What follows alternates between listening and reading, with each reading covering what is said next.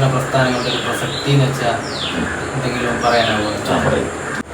സാമൂഹ്യ പരിഷ്കരണ പ്രസ്ഥാനങ്ങൾ എന്ന് പറഞ്ഞാൽ അക്കാലത്തെ ജനങ്ങളുടെ ഒരു ജീവിതം എന്ന് പറയുന്നത് അയിത്തം, തീണ്ടൽ, ഇങ്ങനെ ഓരോ ജാതിക്ക് ഇത്ര തീണ്ടാപ്പാട് അകലെന്നാണ്. ഇന്നേ ജാതിയിൽപ്പെട്ടയാൾ മേൽജാതിക്കാരനെ കാണുമ്പോൾ, വിശേഷിച്ച് ബ്രാഹ്മണരെ കാണുമ്പോൾ ഇത്ര പാടകലെ എന്ന് പറയുന്ന തരത്തിലുള്ള ഒരു കാലത്താണ് യഥാർത്ഥത്തിൽ നമ്മൾ പൂർവികർ ജീവിച്ചു പോകുന്നത്. അവിടെയാണ് ഈ ഐത്തോച്ചാടന പ്രസ്ഥാനങ്ങളൊക്കെ വരുന്നത്. ഈ പ്രദേശത്തിലൊരു പ്രത്യേകത എന്താണെന്ന് പറഞ്ഞാൽ, നമ്മളിപ്പം പറഞ്ഞു വരുമ്പോൾ ശ്രീനാരായണ ഗുരു, വാഗ്ഭടാനന്ദൻ, ഇത്തരം ആളുകൾ, പൊയ്കയിൽ കുമാരഗുരു, ഇങ്ങനെയുള്ള ആളുകളൊക്കെ ചേർന്ന് ഉണ്ടാക്കിയ ഒരു സാമൂഹ്യ പുനരുദ്ധാരണ പ്രക്രിയയിൽ ഇതാണ് നമ്മുടെ നാട്ടിൽ നടക്കുന്നത്. വാഗ്ഭടാനന്ദൻ നമ്മുടെ നാട്ടിൽ വരുന്നുണ്ട്. വാഗ്ഭടാനന്ദൻ പാതിരിപ്പറ്റ താമസിക്കുന്നത്. വാഗ്ഭടാനന്ദൻ യഥാർത്ഥത്തിൽ അദ്ദേഹം കൂത്തുപറമ്പെന്നാണ് വരുന്നത്. ഇവിടെ വന്നിട്ട് അദ്ദേഹം എന്ത് ചെയ്യുന്നു എന്ന് പറഞ്ഞാൽ സാമൂഹ്യ പരിഷ്കരണ പ്രസ്ഥാനത്തിന് വലിയ തരത്തിലുള്ള നേതൃത്വം കൊടുക്കുന്നു. ഇവിടെ പാറാട്ടിക്കൽ എന്ന് പറയുന്ന ഒരു വീട്ടിൽ, അതുപോലെ തന്നെ പാതിരിപ്പറ്റ പ്രദേശത്ത് ഏതാണ്ട് 4 വർഷക്കാലം അദ്ദേഹം ചെയ്തത് കാര്യമായിട്ട് ആളുകളോട്, ജനങ്ങളോട് ശുചിത്വം പാലിക്കാനാണ്. അവരോട് വ്യക്തി ശുചിത്വം, പ്രധാനമായും വ്യക്തി ശുചിത്വത്തിന് വലിയ പ്രാധാന്യം കൊടുക്കുന്ന ഒരു പഠനം തന്നെയാണ് അദ്ദേഹത്തിൻ്റെ കീഴിൽ. അത് മാത്രമല്ല, അക്കാലത്ത് ഈ വിശേഷിച്ച് ഈ പ്രദേശങ്ങളിൽ ഏറ്റവും കൂടുതലുള്ള തീയ സമുദായത്തിനിടയിൽ പല തരത്തിലുള്ള അനാചാരങ്ങൾ നിലനിൽക്കുന്നു. പല തരത്തിൽ അനാചാരങ്ങളെന്ന് പറഞ്ഞാൽ ബലിക്കള എന്നൊക്കെ പറയുന്ന കുറേ സാധനങ്ങളുണ്ട്. പലതരത്തിലുള്ള ചികിത്സാ രീതികൾ, ഈ തിരണ്ട് കല്യാണം നടത്തുക, തിരട്ട് അങ്ങനെ ഒരു സാധനങ്ങൾ, ഈ പെൺകുട്ടികളെ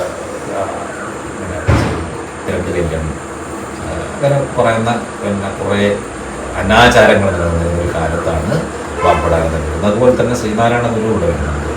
അപ്പോൾ ശ്രീനാരായണ ഗുരുവിൻ്റെയും വാഗ്ഭടാനന്ദൻ്റെയും ഒക്കെ സ്വാധീനത്തിലാണ് ഈ ഏറെക്കുറെ എന്ത് ചെയ്യുന്നത്, ഈ അനാചാരങ്ങൾക്കെതിരായിട്ടുള്ള വലിയ തോതിലുള്ള ഒരു മുന്നേറ്റം നമ്മുടെ നാട്ടിൽ നടക്കുന്നത്. കൂടുതലും തീയ സമുദായത്തിനിടയിലാണ് അത് നടക്കുന്നത്.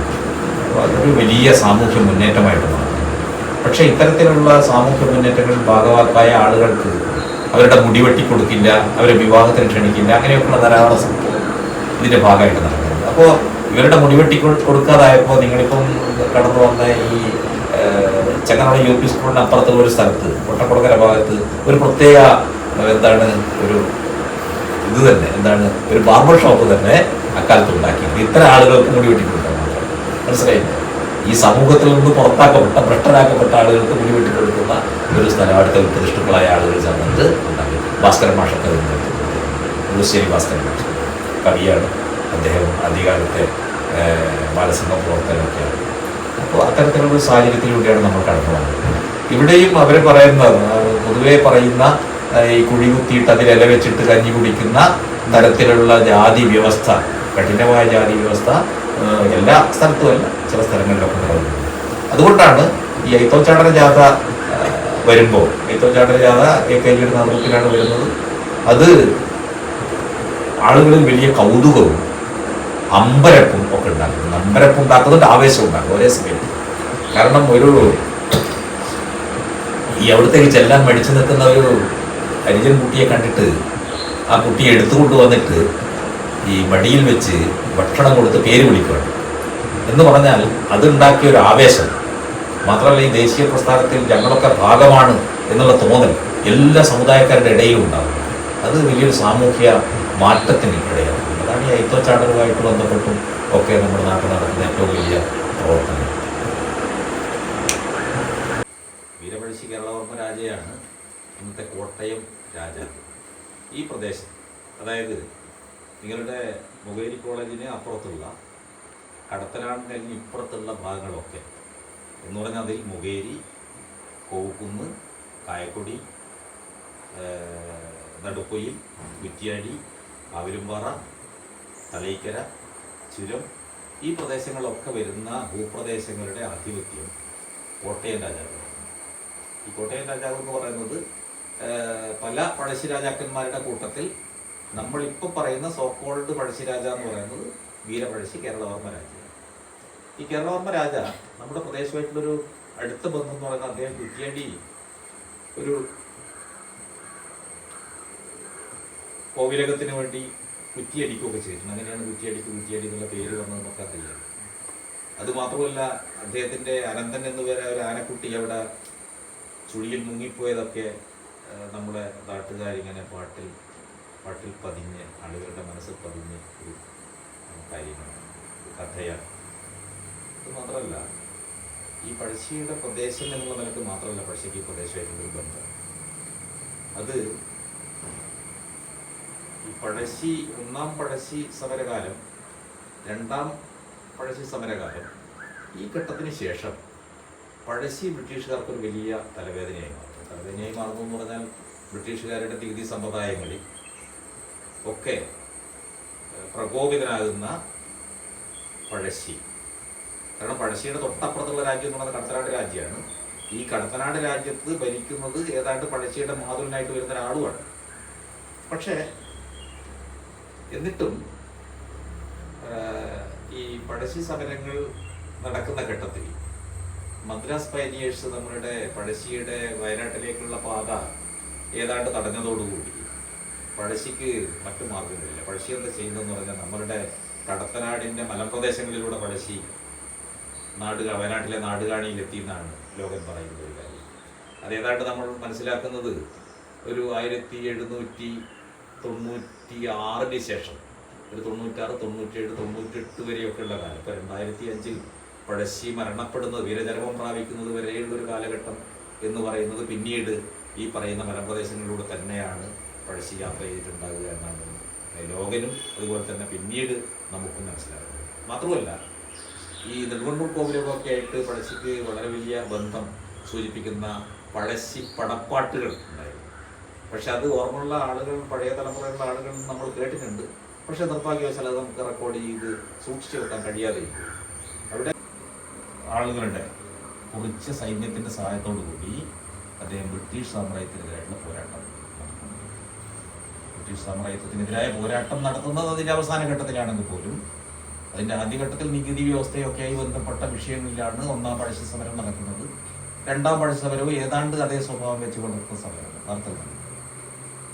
പക്ഷെ പിന്നീട് എനിക്ക് തോന്നുന്നത് 1797 പഴശ്ശിയുടെ നാടായിരുന്നു. പഴശ്ശി ഇതുവഴിയാണ് നിങ്ങൾ വന്ന ഇവരുടെ നാട്ടിൽ കൂടി ആണ് എന്ത് ചെയ്തത്, പഴശ്ശി നമ്മുടെ കായക്കൊടിയുടെയും നരിപ്പറ്റയുടെയും പ്രധാന മലപ്രദേശങ്ങളായ ഉറുദൂക്കിമല കണ്ടിട്ടുണ്ട്, പോയിട്ടുണ്ട്. ഉറുദൂക്കിമല, പാലുകാച്ചിമല, അപ്പോൾ അവർ വന്ന അങ്ങനെയാണ്, സ്ഥലനാമങ്ങളൊക്കെ വന്ന അങ്ങനെയാണ്. കോവിലകത്തിന് വേണ്ടി കുറ്റിയടിച്ച് പ്രവർത്തനങ്ങളൊക്കെ നടത്തുന്ന കാലത്ത് ഒരു കഥയാണ്. ഈ കഥയിൽ എത്രമാത്രം ശരിയുണ്ടെന്ന് നമുക്കറിയില്ല. നെടുങ്കണ്ടൂർ കോവിലകത്തുനിന്ന് ഈ നെല്ലൊഴുക്കി വിടുന്നത് കണ്ടിട്ട് ഇത് വലിയ അഹങ്കാരമായി പോയി എന്ന് മനസ്സിലാക്കിയ പഴശ്ശി അദ്ദേഹത്തിൻ്റെ അനുചരന്മാരെയും കൂട്ടി അവിടെ ഒരു സദ്യ ഉണ്ണാൻ പോകുന്നു. പക്ഷെ അവർ പ്രതീക്ഷിച്ചതിലും കൂടുതൽ ഏതാണ്ട് ഇരട്ടിയോളം ആളുകളെയും കൂട്ടിപ്പോയ പഴശ്ശിയുടെ മുഴുവൻ ആളുകൾക്ക് സദ്യ കൊടുക്കാൻ പറ്റാതെ അവർ അവിടെ വെച്ച് നാണം കെടുന്നു. അപ്പോൾ ഈ അഹങ്കാരം ശമിപ്പിക്കാനായിരുന്നു അവർ യഥാർത്ഥത്തിൽ പോയത് എന്നൊക്കെ പറയുന്ന പഴശ്ശിയുടെ പാട്ട് നമ്മളൊക്കെ കേട്ടിട്ടുണ്ട്. അത് എന്ന് പറഞ്ഞാൽ വളരെ സമ്പന്നമായൊരു നാടുവാഴി കുടുംബമായിരുന്നു നെടുങ്കണ്ടൂർ കോവിലകത്തിൻ്റെ കുടുംബം. അത് യഥാർത്ഥത്തിൽ എന്താണെന്ന് പറഞ്ഞാൽ പഴശ്ശിയുടെ രാജ്യാതിർത്തിക്കുള്ളിൽ തന്നെയുള്ള നാടുവാഴി. ഈ അരിയിട്ട് വാഴുക എന്നൊക്കെ പറയും, തരകു വാങ്ങൽ, അരിയിട്ട് വാഴുക എന്നൊക്കെ പറയുന്ന ഒരു പ്രക്രിയയിലൂടെ രാജാവായി മാറുന്ന, നാടുവാഴിയായി മാറുന്ന പ്രക്രിയയാണ്. അതാണ് പഴശ്ശിയായിട്ടുള്ള നമ്മളുടെ നാട്ടിൻ്റെ ഒരു പ്രധാനപ്പെട്ട ബന്ധം. മറ്റൊന്ന്, കോട്ടയുമായിട്ടുള്ള നമ്മളുടെ ബന്ധം എന്ന് പറഞ്ഞാൽ കൊട്ടിയൂരുമായിട്ടുള്ളൊരു ബന്ധമാണ്. കൊട്ടിയൂർ എന്ന് പറയുന്ന പേര് വരുന്നത് കോട്ടയം രാജാവിൻ്റെ അധീന പ്രദേശത്തിൻ്റെ ഒരു ഭാഗം എന്നുള്ള നിലയിലാണ് കൊട്ടിയൂർ. ഈ കൊട്ടിയൂരേക്ക് തീ കൊണ്ടുപോകുന്നത് നമ്മളുടെ ജാതിയൂർ അമ്പലത്തിൽ വെച്ചാണ്. ഇവിടെയുള്ള അമ്പ്ലാട് ദേശം, ഞാൻ നേരത്തെ പറഞ്ഞ പ്രദേശമൊക്കെ, പഴശ്ശിയുടെ ഈ പ്രദേശമൊക്കെ അമ്പ്ലാട് ദേശം എന്നാണ് പറയുക. അമ്പ്ലാട് എന്ന് പറഞ്ഞാൽ നേരത്തെ പറഞ്ഞ പ്രദേശങ്ങളൊക്കെ ഉൾപ്പെടുന്ന പ്രദേശമാണ്. അപ്പോൾ ആ പ്രദേശത്തിൽ ഉൾപ്പെടുന്ന ക്ഷേത്രമാണ് ഈ ജാതിയൂർ എന്ന് പറയുന്ന ക്ഷേത്രം. ജാതിയൂർ എന്ന് പറയുന്ന ക്ഷേത്രം യഥാർത്ഥത്തിൽ യാഗത്തിയൂർ എന്ന് പറയുന്ന പഴയ പേര് ലോപിച്ചിട്ടാണ് ഉണ്ടായത് എന്നാണ് നമ്മൾ മനസ്സിലാക്കുന്നത്. യാഗത്തിന് തീ കൊണ്ടുവന്ന്. അപ്പോൾ അതാണ് പിന്നെ പഴശ്ശിയായിട്ട് ഉള്ള ഒരു ബന്ധം. ഇത് പഴശ്ശിയുടെ കോട്ടയം രാജ്യത്തിനകത്തുള്ള ഭൂപ്രദേശമാണ്, പഴശ്ശിയുടെ രാജ്യമാണ് എന്നുള്ളത് തന്നെയാണ് പഴശ്ശിയായിട്ടുള്ള കാര്യമായ ബന്ധം. മറ്റൊന്ന് നമുക്ക് ഏറ്റവും അടുത്ത് പരാമർശിക്കാൻ പറ്റുന്ന ഒരു ബന്ധം എന്ന് പറയുന്നത് ഈ മദ്രാസ് പയനിയേഴ്സ് പഴശ്ശിയുടെ വഴിയൊക്കെ അടച്ച സന്ദർഭത്തിൽ പഴശ്ശി നടന്നു പോയിട്ടുള്ള വഴി ഈ വഴിയാണെന്നാണ് നമ്മൾ മനസ്സിലാക്കുന്നത്. മാത്രമല്ല ലോകനും അത് സൂചിപ്പിക്കുന്നുണ്ട്. പ്രത്യേക സ്ഥലപ്പേരുകളൊന്നും ലോകൻ പറയുന്നുണ്ടെങ്കിലും നമ്മൾ പിന്നീട് കേൾക്കുന്ന പേരുകളൊക്കെ എന്ന് പറയുന്നത് പാലുകാച്ചിമല, ഉരുതൂക്കിമല, പടവട്ടിയമ്പാറ, അതുപോലെ തന്നെ ഇങ്ങനെ പേരുകളൊക്കെ എന്താണ് ഈ പഴശ്ശി യാത്രയുടെ ഓർമ്മകൾ, പഴശ്ശി യാത്രയെ ഓർമ്മിപ്പിക്കുന്ന സ്ഥലമാണെന്നൊക്കെ പൊതുവെ പറയപ്പെടുന്നുണ്ട്. ചരിത്രത്തിൽ ആ രീതിയിലുള്ള വാമൊഴി ചരിത്രത്തിൽ നമ്മളൊക്കെ പഴയ തലമുറയിൽ മനസ്സിലാക്കുന്നത് പഴശ്ശി. ഞങ്ങളതുപോലെ ഇതൊക്കെ തോന്നുന്നത് എൻ്റെ കമ്മ്യൂണിസ്റ്റ് പ്രസ്ഥാനത്തിൻ്റെ പ്രധാനപ്പെട്ട ഒരു സാധനം കൂടി പറഞ്ഞ് നമുക്ക് അവസാനിപ്പിക്കാം. പിന്നെ നിങ്ങൾ എപ്പം വിളിച്ചാലും നമുക്കറിയുന്ന കാര്യങ്ങളൊക്കെ നമ്മൾ പറഞ്ഞു തരും. നിങ്ങൾക്ക് എപ്പം വിളിച്ചാലും നിങ്ങൾ ചരിത്രത്തോടൊപ്പം ഉണ്ടെങ്കിൽ എനിക്ക് വളരെ സന്തോഷമാണ്. നിങ്ങളെ എവിടെയെങ്കിലും ചരിത്രത്തിൽ എത്തിയെന്നൊക്കെ എപ്പോഴെങ്കിലും അറിഞ്ഞാലുണ്ടല്ലോ നമ്മുടെ ജീവിതത്തിലെ ഏറ്റവും വലിയ ഭാഗ്യമായിട്ട് നമ്മൾ കണ്ടാണ്. ചരിത്രം പഠിച്ചിട്ട് ജീവിതത്തിൽ കേട്ടിരുന്നു. അരവല്ലി പർവ്വതനിര നമുക്കിവിടെ ഗുജറാത്ത് അഹമ്മദാബാദ് നോക്കിയാൽ നമുക്ക് കാണുന്നത് ഏതാണ്? അരവല്ലി പർവ്വതനിരയാണ്. അഹമ്മദാബാദ് നമ്മളൊക്കെ കാണുന്നത് അരവല്ലി പർവ്വതനിര. അതുപോലെ തന്നെ ഇവിടെ നമ്മൾ പശ്ചിമഘട്ടമാണ് കാണുന്നത്. ഈ പശ്ചിമഘട്ടത്തിൽ എല്ലാ സ്ഥലത്തും ഞാൻ പറഞ്ഞു വന്നതാണ്, പശ്ചിമഘട്ടത്തിൽ എല്ലാ സ്ഥലത്തും ഏതാണ്ട് ഇത്തരത്തിലുള്ള പുനംകൃഷി നടക്കുകയും ഈ പുനംകൃഷിയൊക്കെ അവസാനം ഈ ഏതാണ്ട് കാലാവുമ്പോഴേക്ക് 40കളുടെ അവസാനമാകും. 40കളുടെ അവസാനം എന്ന് പറയുന്നത് ഏതാണ്ട് 38-39 വലിയ രീതിയിലുള്ള സമരം നടക്കുകയും ആ സമരം നല്ല ഫലപ്രാപ്തിയിലെത്തുകയും ചെയ്തു വരുന്നതാണ് ഈ കാർഷിക മേഖലയിലുള്ള സമരം. അതുപോലെ തന്നെ ഈ കർഷക പ്രസ്ഥാനങ്ങളൊക്കെ വരുന്നൊരു ഘട്ടമാണ്. ചിറക്കൽ താലൂക്ക് 1935 കർഷക പ്രസ്ഥാനങ്ങൾ കൊണ്ടുവരുന്നുണ്ട്. ആ കർഷക പ്രസ്ഥാനത്തിന് നേതൃത്വം കൊടുക്കുന്ന കെ എ കേരളീയനൊക്കെയാണ്. കെ എ കേരളീയൻ കേട്ടിട്ടുണ്ട്. കെ എ കേരളീയൻ, സുബ്രഹ്മണ്യൻ തിരുമുമ്പ് എന്നൊക്കെ പറയുന്ന ആളുകളാണ് നേതൃത്വം. അപ്പോൾ 35 അങ്ങനെ അവിടെ ഒരു കർഷകരുടെ ഒരു കൂട്ടായ്മയൊക്കെ ഉണ്ടായി, ഒരു സമ്മേളനമൊക്കെ നടത്തി. അതിൻ്റെ ഭാഗമായിട്ടുള്ള സ്ഥലത്ത് തിരുക്കൊച്ചിയിൽ നടക്കുന്നുണ്ട്, തിരുവിതാംകൂറിൽ നടക്കുന്നുണ്ട്. അതിൻ്റെ ഒരു തുടർച്ചയായിട്ട് ഇവിടെ ഒരു സമ്മേളനം നടക്കുക. നമ്മളുടെ പട്ടോൾ നാഷണൽ ഹൈസ്കൂളിൻ്റെ, ഇന്ന് നാഷണൽ ഹൈസ്കൂൾ നിൽക്കുന്ന സ്ഥലത്ത് ഒരു സമ്മേളനം, കർഷക സമ്മേളനം നടക്കുന്നുണ്ട്. ഈ കർഷക സമ്മേളനം നടക്കുന്നത് 1939. ആ സമ്മേളനത്തിൽ പ്രത്യേകത ഉണ്ട്. ഞാൻ പറഞ്ഞു വരുന്നത് അതിൻ്റെ ഒരു രാഷ്ട്രീയ സ്വഭാവമാണ്. എന്താ രാഷ്ട്രീയ സ്വഭാവം എന്ന് പറഞ്ഞാൽ, അപ്പോഴേക്ക് കോൺഗ്രസ്സിൽ ഞാൻ പറഞ്ഞ കോൺഗ്രസ് സോഷ്യലിസ്റ്റുകൾ എന്തായാലും പിടിമുറുക്കുന്നൊരു കാലമാണ്. മിനിഞ്ഞാന്ന് മരണപ്പെട്ട ഡി കെ തിരുവോത്തിന പത്രത്തിൽ ഡി കെ തിരുവോത്തിൻ്റെ ഒരു വാർത്തയൊക്കെ കണ്ടിട്ടുണ്ട്. മിനിഞ്ഞാത്തെ പത്രത്തിൽ നിറഞ്ഞ വാർത്തയാണ്. ഈ ഇതിനോടനുബന്ധിച്ച് കോൺഗ്രസ്സിൽ തന്നെ രൂപം കൊള്ളുന്ന കമ്മ്യൂണിസ്റ്റ് സോഷ്യലിസ്റ്റ് പ്രസ്ഥാനം, കോൺഗ്രസ്സിൽ തന്നെ രൂപം കൊള്ളുന്ന സോഷ്യലിസ്റ്റ് പ്രസ്ഥാനം. ഈ സോഷ്യലിസ്റ്റ് പ്രസ്ഥാനത്തിൻ്റെ നേതാക്കന്മാരായിട്ട് മാറുന്നുണ്ട്. ഞാൻ നേരത്തെ പറഞ്ഞ ഏതാണ്ട് എല്ലാവരും, ആരോടിച്ച് വി കുഞ്ഞിരാമൻ നായരും കുട്ടികൃഷ്ണമാരാരും വി കൃഷ്ണൻ നായരും അങ്ങനെയുള്ള കുറച്ച് ആളുകൾ ഒഴിച്ചു നിർത്തിയാൽ ബാക്കി മുഴുവൻ ആളുകളും എന്ത് ചെയ്യുന്നു? കോൺഗ്രസ് സോഷ്യലിസ്റ്റ് പാർട്ടിയുടെ. ഇതോടൊപ്പം തന്നെ കർഷക സമരങ്ങൾ നടക്കുന്നുണ്ട്. വലിയ തോതിലുള്ള കർഷക സമരങ്ങൾ നടക്കുന്നുണ്ട്. കർഷക സമരങ്ങൾ എന്ന് പറഞ്ഞാൽ ഞാൻ നേരത്തെ പറഞ്ഞില്ല, കൃഷിഭൂമിയിൽ കുടിയാന്മാർക്കുള്ള അവകാശങ്ങളെ പറ്റിയൊക്കെ പറഞ്ഞിട്ടുണ്ട്. അവിടെ നമ്മൾ പാട്ടത്തിന് സ്ഥലം എടുത്ത് കൃഷി ചെയ്യുമ്പോൾ വളരെ വാരം, നുരി, ചീരക്കാശി എന്നൊക്കെ പറയുന്ന തരത്തിലുള്ള ഈ പാട്ടുമായി ബന്ധപ്പെട്ട ധാരാളം വ്യവസ്ഥകൾക്ക് വിധേയമായി. നികുതിയല്ലത്. അതെന്താണെന്ന് നമ്മൾ ആരെടുത്താണോ ഭൂമി എടുത്തിട്ടുള്ളത് ആ ഭൂമിക്ക് നമ്മളുടെ ഈൽഡിനനുസരിച്ച് നമ്മൾ കൊടുക്കുന്ന ഇതാണ് പ്രതിഫലം. അതാണ് സാധനം. അത് ഭയങ്കര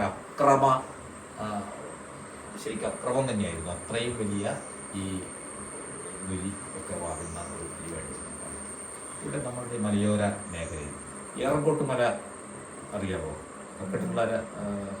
ഏറങ്കോട്ട് മല കേട്ടിട്ടുണ്ടോ?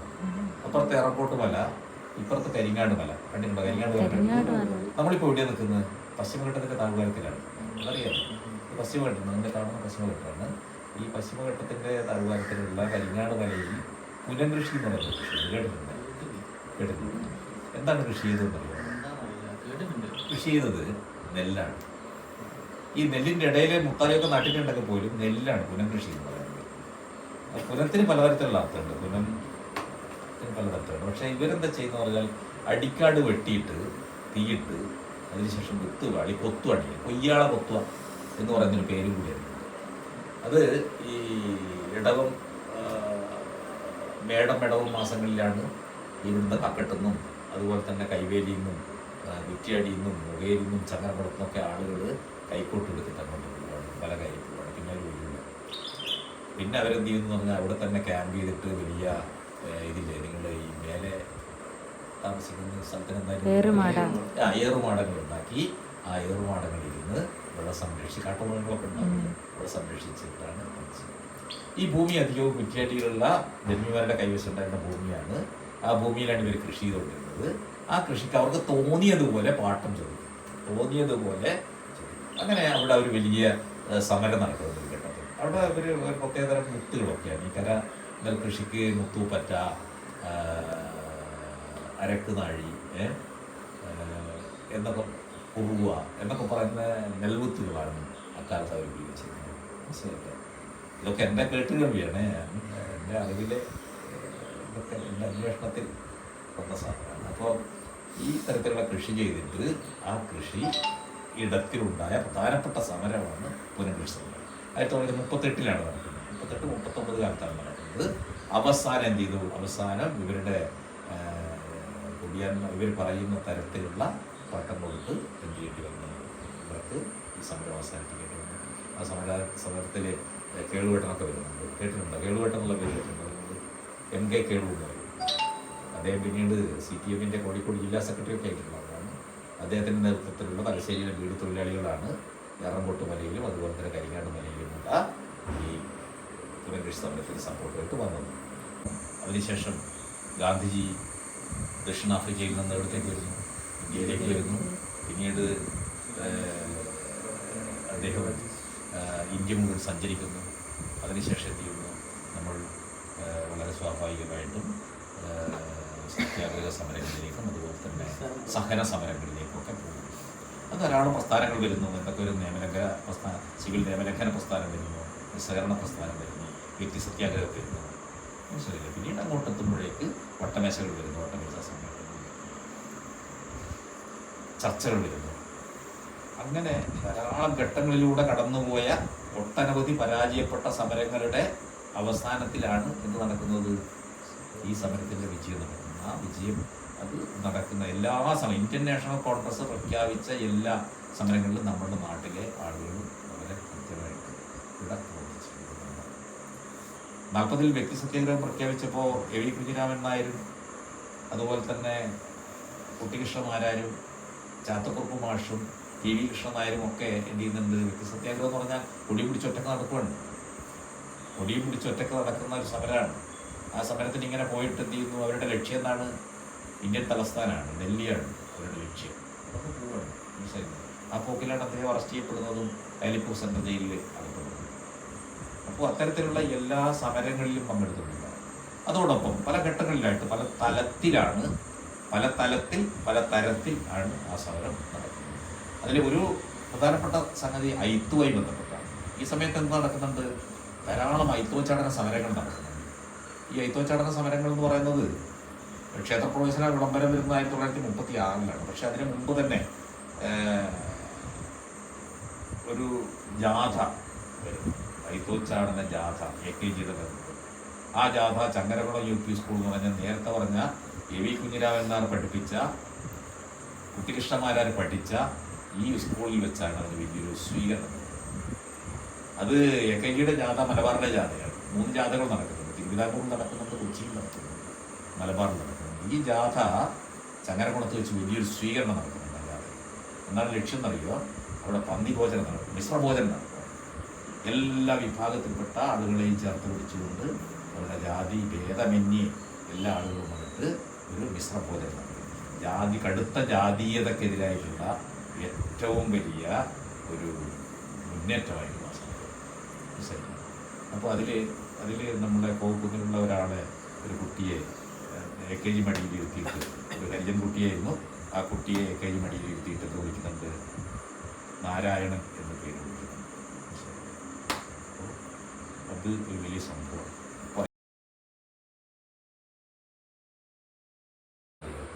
ഒരു വെടിവെപ്പ് നടന്നുള്ളതല്ല, ഈ വെടിവെപ്പ് നടക്കുന്ന 1947 മാർച്ച് മാസം 18-നാണ്. ഈ വെടിവെപ്പിന് ആധാരമായ സംഭവങ്ങൾ നടക്കുന്നത് അതിനു മുമ്പാണ്. എന്ന് പറഞ്ഞാൽ 1871 എനിക്ക് ഓർമ്മ ഉണ്ടാവുമെന്നറിയില്ല. 1871 ലോകത്ത് വളരെ പ്രധാനപ്പെട്ട ഒരു സംഭവം നടക്കുന്നത് എനിക്കറിയാം. 1871 അത് പാരീസ് കമ്മ്യൂണാണ്. പാരീസ് കമ്മ്യൂൺ എന്ന് പറയുന്നത് പാരീസ് കമ്മ്യൂൺ നിലവിൽ വരുന്നതാണ് മാർച്ച് 18. ഈ മാർച്ച് 18 പാരീസ് കമ്മ്യൂൺ ദിനം വ്യവസായ കേന്ദ്രങ്ങളിൽ ആചരിക്കണമെന്ന് അന്ന് ഓൾ ഇന്ത്യ ട്രേഡ് യൂണിയൻ്റെ ATUC എന്ത് ചെയ്യുന്നു, ഒരു തീരുമാനമെടുക്കുന്നു. ആ തീരുമാനം കാർഷിക മേഖലയിൽ നടപ്പാക്കിയ അപൂർവ സ്ഥലങ്ങളിൽ, ഒരുപക്ഷെ വേറെ സ്ഥലം ഉണ്ടോയെന്ന് ഒരു സംശയമുണ്ട്. ഒന്ന് മുഖയില്ല. അന്നാണ് വെടിവെപ്പ് നടക്കുന്നത്. വെടിവെപ്പ് നടക്കാനുണ്ടായ ഒരു കാരണം എന്ന് പറയുന്നത്, അന്ന് നമ്മളുടെ പ്രദേശം മദ്രാസ് പ്രസിഡൻസിയുടെ ഭാഗമാണെന്നൊക്കെ അറിയാലോ. മലബാർ കൊച്ചി തിരുവിതാംകൂറാണ്. നമ്മളുടെ ഈ പ്രദേശം മലബാർ എന്ന് പറയുന്നത് മദ്രാസ് പ്രസിഡൻസിയുടെ ഭാഗമാണ്. മദ്രാസിലാണ് പ്രകാശം ഗവൺമെൻറ്റാണ് ഭരിക്കുന്നത്. ഈ പ്രസിഡൻസി ഭരിക്കുന്നത് പ്രകാശം എന്ന് പറയുന്ന ഗവൺമെൻറ്റാണ്.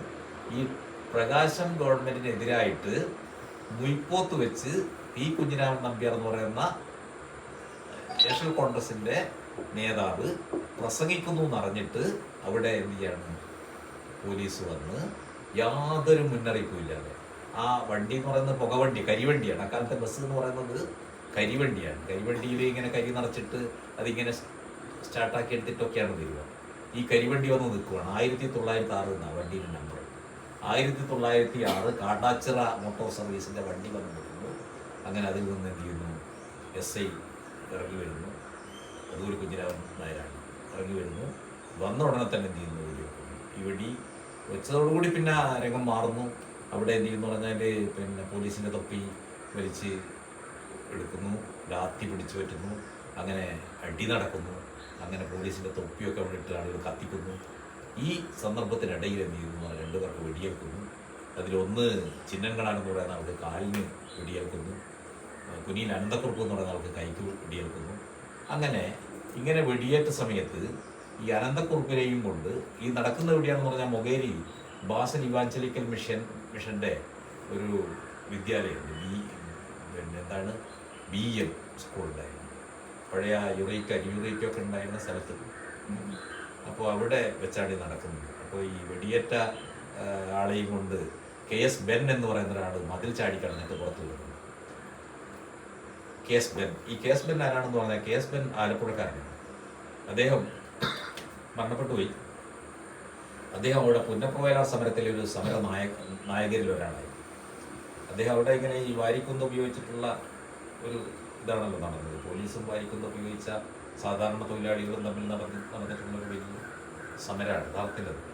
അപ്പോൾ അതിൽ പങ്കെടുത്ത് CL തോമസിനെയും അതുപോലെ തന്നെ KS ബെന്നിനെയും ഈ മൊകേരിയിലേക്ക് നിയോഗിക്കുകയാണ്.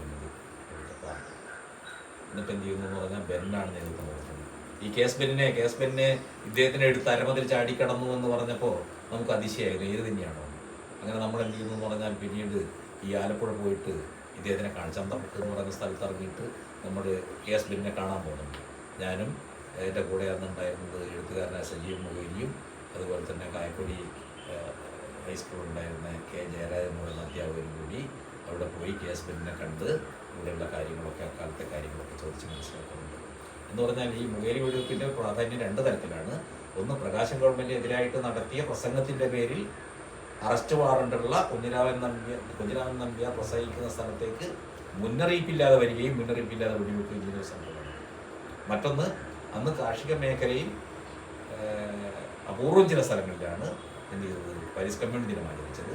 അത് മൊകേരി ചരിത്രപരമായ. അതിനുശേഷം ധാരാളം വലിയ തോതിലുള്ള പോലീസ് മർദ്ദനങ്ങളുണ്ടായി.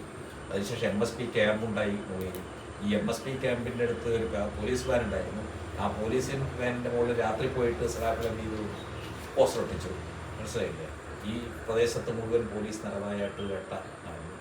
മനസ്സിലായി. പക്ഷേ അന്ന് എന്ത് ചെയ്തു എന്ന് പറഞ്ഞാൽ ഇവിടുന്ന് സ്ത്രീകളുടെ ഒരു ജാഥ കണ്ണൂർക്ക് പോയി. ഇവരെ വീടുകളിൽ ഒരു അക്രമം നടത്തുന്നു, പോലീസ് ആക്രമണം നടത്തുന്നു എന്ന് പറഞ്ഞിട്ട് ജാഥ പോയി.